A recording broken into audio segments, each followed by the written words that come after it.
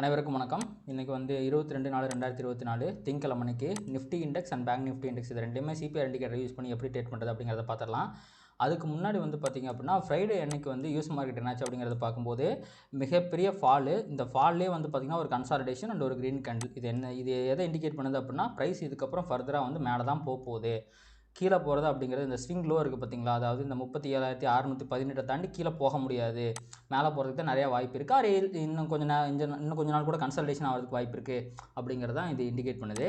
And அப்படியே நீங்கள் SNP பக்கம் வந்தீங்கன்னா இவன் வந்து அப்படிலாம் இல்லை, கீழே விழுந்துட்டான். ஸோ ஃபர்தராக இன்னுமே வந்து ஒரு டவுன் சைட் பொட்டன்ஷியல் இருக்க மாதிரி தெரியுது. பட் ஸ்டில் இதுவுமே வந்து பார்த்திங்கன்னா இந்த ப்ரீவியஸ் ஸ்விங் லோ கிட்ட இருக்குது. ஸோ மேபி இந்த இடம் வந்து ஒரு ரிவர்சல் பாயிண்ட்டாகவும் இருக்கலாம். ஸோ ஏன் வந்து யூஎஸ் மார்க்கெட்டில் வந்து இப்படி ஒரு இண்டெக்ஸ் வந்து அப்பாக இருக்குது, ஒரு இண்டெக்ஸ் வந்து டவுனாக இருக்குது அப்படின்னு பார்த்தீங்கன்னா, நம்ம மார்க்கெட் மாதிரி அங்கேயுமே ரிசல்ட் சீசன் தான். ஸோ ஒவ்வொரு இண்டெக்ஸ்லையுமே வந்து பார்த்திங்கன்னா ஒவ்வொரு ஸ்டாக் வந்து ஹெவி வெயிட்டாக இருக்கும். ஸோ அதுக்கேற்ற மாதிரி வந்து பார்த்திங்க அப்படின்னா உங்களுக்கு ஸ்டாக்கோட மூவ்மெண்ட் இருக்கும்.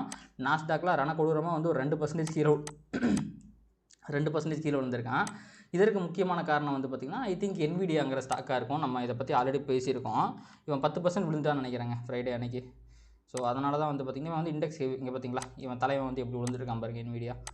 ஸோ கிட்டத்தட்ட 9% விழுந்திருக்கான். அதனால தான் நாஸ்டாக்குமே வந்து பார்த்திங்கன்னா 2% விழுந்திருக்கு. ஸோ ஸ்டாக் ஸ்பெசிஃபிக்காக இருக்கிற நியூஸால் தான் வந்து பார்த்திங்கன்னா யூஎஸ் மார்க்கெட்டில் டவுன் இருக்குது. மற்றபடி வந்து பார்த்திங்கன்னா ஃபண்டமெண்டலாக இருக்க பிரச்சனை ஆல்ரெடி அப்படியே தான் இருக்குது. அது எதாவது நல்லா இருக்கான்னு கேட்டிங்கன்னா அதுவும் நல்லாலாம் இல்லை. பட் ஸ்டில் இதுக்கப்புறம் ஒரு பெரிய ஃபால் நம்ம எதிர்பார்க்குறது கொஞ்சம் கஷ்டம்னு நினைக்கிறேன். அதே மாதிரி விக்ஸும் பார்த்திங்க அப்படின்னா ஒரு 3% ஏறி இருக்குது. அதாவது கேப்பப்பாக பெருசாக தான் கேப்பாக ஓப்பன் ஆகிருக்கு விக்ஸு. ஆனால் முடியும் போது 3% தான் வந்து ஏறி இருக்குது. கிட்டத்தட்ட 82.7 இருக்குது. இதுவுமே கொஞ்சம் வால்டாலிட்டி அதிகமாக இருக்கும் அப்படிங்கிறத இண்டிகேட் பண்ணுது. அதே மாதிரி யூஎஸோட 10-year பாண்ட் இருக்குது பார்த்திங்களா, எவ்வளோ இருக்கான் அவன் 4.6 இருக்கான். ரொம்ப மோசமான ஒரு சைனு. யூஎஸ் ஆயில் மட்டும்தான் வந்து பார்த்திங்கன்னா கம்மியாக இருக்குது. இந்த இஸ்ரேல் ஈரான் பிரச்சனையில் ஃபர்தராக எஸ்கலேஷன் இல்லாதனால அவன் கீழே விழுந்துட்டான். இப்போதைக்கு 87 ரூபாயில் ட்ரேட் ஆகிட்டு இருக்கான். இது ஒரு நல்ல சைன் தான். ஓகேங்களா. ஸோ அடுத்து வந்து பார்த்திங்கன்னா நம்ம வந்து ஃப்ரைடே அன்னைக்கு ஏடிஆர் வந்து என்னாச்சு அப்படிங்கிறத பார்க்கலாம். இந்தியன் ஏடிஆரை பொறுத்த வரைக்கும் இங்கே வந்து ஷார்ட் கவரிங் நடந்துச்சு. HDFC பேங்க் வந்து நல்லா மேலே போனால், ஐசிஐசி பேங்க்குமே வந்து பார்த்திங்கன்னா மேலே போயிருக்கான் டியூ டு ஷார்ட் கவரிங். அதே மாதிரி வந்து பார்த்திங்கன்னா நமக்கு வந்து அமெரிக்காவில் பார்த்துடலாம் எப்படி இருக்குது அப்படிங்கிறத. ஸோ இங்கே வந்து பார்த்திங்கன்னா இன்ஃபி வந்து 0.5% டவுனில் இருக்கான். விப்ரோ வந்து கிட்டத்தட்ட 2% அப் ஆகிருக்கான். ஸோ இதுவே யூஎஸில் பார்த்திங்க அப்படின்னா இன்ஃபோசிஸே 1.82% அப்பு, விப்ரோ அப்பு. ஐசிஐசி பேங்க் வந்து இந்த அளவுக்கு ஐ மீன் இங்கே வந்து 1.12, இங்கே 0.98 கிட்டத்தட்ட ஓகே தான். HDFC பேங்க் மட்டும் கிட்டத்தட்ட 3% வந்து மேலே போயிருக்கு. இங்கே வந்து பார்த்திங்கன்னா 2.45, இதுவுமே கிட்டத்தட்ட மார்ஜினலாக ஒரே மாதிரி தான் இருக்குது. ஸோ எல்லாமே வந்து பாசிட்டிவாக தான் இருக்குது. அடுத்து வந்து FIIDA டேட்டா பொறுத்த வரைக்கும் ஃப்ரைடே அன்றைக்கி வந்து பார்த்திங்கன்னா உங்களுக்கு வந்து எஃப்ஐயுமே பை பண்ணியிருந்தாங்க, ஆனால் டிஐஏ செல் பண்ணியிருந்தாங்க. ஆனால் வால்யூம் வந்து பார்த்திங்கன்னா வால்யூம்ன்ற பாருங்கள் நெட்டு வந்து பார்த்திங்கன்னா ரொம்ப கம்மியாக இருந்துச்சு. இங்கே பாருங்கள் 129 கோடிக்கு பை பண்ணியிருக்காங்க, இவங்க 52 கோடிக்கு செல் பண்ணியிருக்காங்க. கிட்டத்தட்ட வந்து பார்த்திங்கன்னா உங்களுக்கு வந்து இந்த பை வேல்யூ செல் வேல்யூலாம் ஈக்குவலாக தான் இருக்குது. ஸோ நெட்டு வந்து பார்த்திங்கன்னா இன்ஸ்டியூஷன் இப்போவுமே வந்து பார்த்திங்கன்னா அகைன் பாசிட்டிவாக மாறிடுச்சு.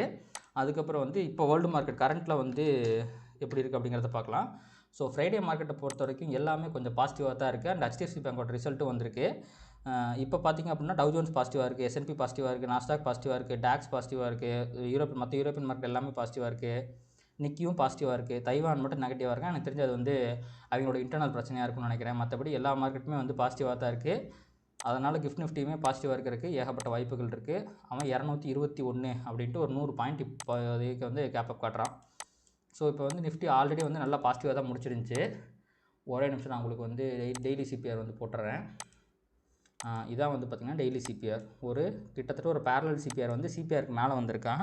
ஸோ இவன் R1க்கு மேலே போயிருந்தான் அப்படின்னா ட்ரெண்ட் ரிவர்சல் அப்படிங்கிறத நம்ம தெரிஞ்சுக்கலாம். ஆனால் இவன் R1க்கு மேலாம் போகலை. ஸோ நிஃப்டி அந்தளவுக்கு புல்லிஷாக இல்லை. ஆனால் பேங்க் நிஃப்டி வந்து பார்த்திங்க அப்படின்னா ஒரு டிசெண்டிங் சிபிஆரே வந்து அவன் R1க்கு மேலே க்ளோஸ் வச்சிட்டான். ஸோ பேங்க் நிஃப்டியில் ஒரு கரெக்டான ட்ரெண்ட் ரிவர்சல் அப்படிங்கிறது வந்துருச்சு.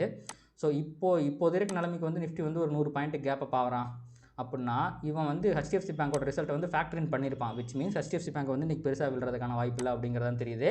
அண்ட் நம்ம வந்து டுமாரோ சிபிஆர் போட்டுக்கலாம். விர்ஜின் சிபிஆர் ஆல்ரெடி ரெஸ்பெக்ட் பண்ணி கீழே வந்துருச்சு. நிஃப்டி பேங்க் நிஃப்டி ரெண்டுமே இந்த இடத்துல ஒரு விர்ஜின் சிபிஆர் இருக்குது, நிஃப்டிக்கும் இருக்குது, பேங்க் நிஃப்டிக்கும் இருக்குது. ஸோ இங்கேருந்து வந்து 22,500 அப்படிங்கிறது ஒரு நல்ல ரெசிஸ்டன்ஸாக இருக்கும். 550ங்கிறது இவனுக்கு நிஃப்டிக்கு ஒரு நல்ல ரெசிஸ்டன்ஸாக இருக்கும். அதே மாதிரி பேங்க் நிஃப்டியை பொறுத்த வரைக்கும் உங்களுக்கு இங்கேருந்து இந்த இடத்துல இருக்க விர்ஜின் சிபிஆர் ஒரு 1000 பாயிண்ட் தள்ளி ஒரு 48,600ங்கிறது ஒரு நல்ல ரெசிஸ்டன்ஸாக இருக்கும். அண்ட் இப்போ நம்ம வந்து நிஃப்டியில் வந்து டுமாரோ சிபிஆர் வந்து ஆன் பண்ணிடலாம். இதை ஆஃப் பண்ணி விட்டுறலாம். ஸோ அகைன் வந்து பார்த்திங்க அப்படின்னா கிட்டத்தட்ட ஒரு பேரலல் சிபிஆர் தான் நிஃப்டியில் ஃபார்ம் ஆயிருக்கு. ஸோ மார்க்கெட் கேப் அப் ஆனாலுமே அந்த கேப் அப் சஸ்டெயினாக இருக்கிறதுக்கு வாய்ப்பு இல்லை. கண்டிப்பாக ஒரு ஃபாலை நம்ம எதிர்பார்க்கலாம். ஸோ இங்கேருந்து அவன் மேலே ஓப்பன் ஆகிறான் கிட்டத்தட்ட 100 பாயிண்ட் அப்படின்னா கிட்டத்தட்ட ப்ரீவியஸ் டே ஹைக் மேலே ஓப்பன் ஆகிறான். ப்ரீவியஸ் டே ஹைக்கும் R1 இடையில் இருக்க டிஸ்டன்ஸ் வந்து ரொம்ப அதிகமாக இருக்குது. அதுவே ஒரு கன்சல்டேஷனுக்கான இண்டிகேஷன் தான். ஸோ ப்ரைஸ் R1 கிட்ட போச்சு அப்படின்னா கண்டிப்பாக ஒரு ரிவர்சல் ஆகி வரதுக்கு கீழே வரதுக்கு வாய்ப்பு இருக்குது. ஸோ ஒரு ஹியூஜ் ரேலி வரதுக்கான வாய்ப்புகள் மிக குறைவு. ஓகேங்களா? as per the price action அதுதான். பட் HDFC இவங்க ரிசல்ட்டை பொறுத்து இது மாறதுக்கு வாய்ப்பு இருக்குது. பட் நம்ம ப்ரைஸ் ஆக்ஷன் படியே போயிடுவோமே. ப்ரைஸ் ஆக்ஷன் படி இப்போ வந்து ப்ரீவியஸ் டே ஹைக் மேலே இதுதான் ப்ரீவியஸ் டே ஹை, இதுக்கு மேலே ஓப்பன் ஆக போகிறான். ஸோ R1ங்கிறது ஒரு இம்பார்ட்டன்ட் ரெசிஸ்டன்ஸாக இருக்கும். அந்த 22,300 கிட்ட அங்கேருந்து ரிவர்சல் எடுக்கிறதுக்கு ஏகப்பட்ட வாய்ப்புகள் இருக்குது. ஸோ ப்ரைஸ் அப்போ R1லேருந்து ரிவர்சல் எடுக்கும்போது நீங்கள் ஒரு ட்ரேட் எடுக்கலாம். அதே மாதிரி கீழேயும் பெருசாலாம் போகாது. ப்ரீவியஸ் டே ஹைக்கிட்டையும் சப்போர்ட் எடுக்கிறதுக்கு வாய்ப்பு இருக்குது. எல்ஸ் வந்து இந்த சிபிஆர் கிட்டையுமே சப்போர்ட் எடுக்கிறதுக்கு வாய்ப்பு இருக்குது. இந்த ரெண்டு இடத்துலையுமே வந்து ரிவர்சல் ட்ரேடை வந்து நீங்கள் எக்ஸிக்யூட் பண்ணலாம். So R1 reversal, PDH or CPR reversal ரெண்டுமே வந்து பார்த்திங்கன்னா இல்லை ஹை ப்ராபபிள் ட்ரேடாக இருக்கும். அண்ட் அதே மாதிரி இந்த சிபிஆர் இருக்கிற இடத்துல தான் வந்து பார்த்திங்கன்னா வீக்லியோட சிபிஆருமே இருக்குது. ஸோ இதுவுமே ஒரு நல்ல சப்போர்ட்டை ப்ரொவைட் பண்ணோம். ஸோ இந்த இடத்துலையுமே ப்ரைஸ் ரிவர்சல் ஆகிறதுக்கான வாய்ப்புகள் இருக்குது. அடுத்து அப்படியே நீங்கள் பேங்க் நிஃப்டி பக்கம் வந்தீங்க அப்படின்னா இவனுமே வந்து பார்த்திங்கன்னா ஒரு மிகப்பெரிய வைடு சிபிஆர் ஃபார்ம் ஆயிருக்கு. பேரலல் சிபிஆர் தான் ஃபார்ம் ஆயிருக்கு. அவன் வந்து பார்த்திங்க அப்படின்னா அந்த 100 பாயிண்ட் கேப் அப் அப்படிங்கிறது கிட்டத்தட்ட 0.5% கேப் அப்பு. இதோட க்ளோசிங்லேருந்து 0.5% கேப் அப் அப்படின்னா இவனுமே வந்து R1 பக்கமாக தான் ஓப்பன் ஆக போகிறான். ஸோ இதுலேயுமே வந்து பார்த்திங்க அப்படின்னா R1 ரிவர்சல் அப்படிங்கிறது ஒரு ஹை ப்ராபபிள் ட்ரேடாக இருக்கும். அதே மாதிரி கீழே வந்து சப்போர்ட் உங்களுக்கு இந்த S1 சப்போர்ட் அப்படிங்கிறது ஒரு ஹை ப்ராபபிள் ட்ரேடாக இருக்கும். சேம் நிஃப்டிக்கு சொன்ன அதே கான்செப்ட் தான். R1 ரிவர்சல் ஆகட்டும், PDH or CPR support trade அப்படிங்கிறது இதில் ஹை ப்ராபபிள் ட்ரேடாக இருக்கும். அதுக்கும் கீழே மார்க்கெட் கீழே போகிறதுக்கான வாய்ப்புகள் மிகவும் குறைவு. நம்ம பேசிகிட்டு இருக்க நேரத்தில் வந்து பார்த்திங்கன்னா தலைவன் பயங்கரமாக மேலே போயிட்டுருக்கான். ஸோ இது இப்படியே சஸ்டெயின் ஆகும்போது உங்களுக்கு ஒரு 150 பாயிண்ட் கேப் அப் பண்ணால் கூட நமக்கு சொல்கிறது கிடையாது. பட் அந்த கேப் அப் சஸ்டெயின் ஆகிறதுக்கான வாய்ப்புகள் தான் ரொம்ப குறைவாக தெரியுது. ஸோ பொறுத்திருந்து பார்க்கலாம். அதே மாதிரி பொசிஷனலாக நம்ம வந்து நிஃப்டி பேங்க் நிஃப்டி அனலைஸ் பண்ணிடுவோம். ஸோ நம்ம வந்து டெய்லி டைம் ஃப்ரேமுக்கு போட்டோம் அப்படின்னா உங்களுக்கு ஒரு இந்த ட்ரெண்ட் பிரேக் ஆனதுக்கப்புறம் மிகப்பெரிய ஒரு க்ரீன் கேண்டில், இந்த க்ரீன் கேண்டில் குட்டியாக இருந்துச்சுன்னா டவ் ஜோன்ஸ் மாதிரியே கீழே வரதுக்கு வாய்ப்பு இருக்குது. நம்ம ஆல்ரெடி அதை காட்டியிருந்தோம் உங்களுக்கு. ஒரு நிமிஷம் இருங்க, நான் டவ் ஜோன்ஸ் போய் காட்டுறேன். இங்கே பார்த்தீங்களா பிரேக் அவுட் கேண்டில், ஒரு நல்ல க்ரீன் கேண்டில், அதுக்கப்புறம் ஃபர்தராக கீழே வந்துட்டான் பாருங்க. ஸோ அதே மாதிரி ஆனால் இந்த கேண்டிலை விட இந்த கேண்டிலோட ஸ்ட்ரென்த் வந்து ரொம்ப அதிகமாக இருக்குது.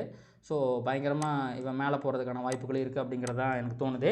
ஸோ கண்டிப்பாக இந்த கேண்டிலோட லோ அப்படிங்கிறது ஒரு மிகப்பெரிய சப்போர்ட்டாக இருக்க தான் போகுது. அதாவது ப்ரீவியஸ் வீக் லோ அப்படிங்கிறது மிகப்பெரிய சப்போர்ட்டாக தான் இருக்க போகுது.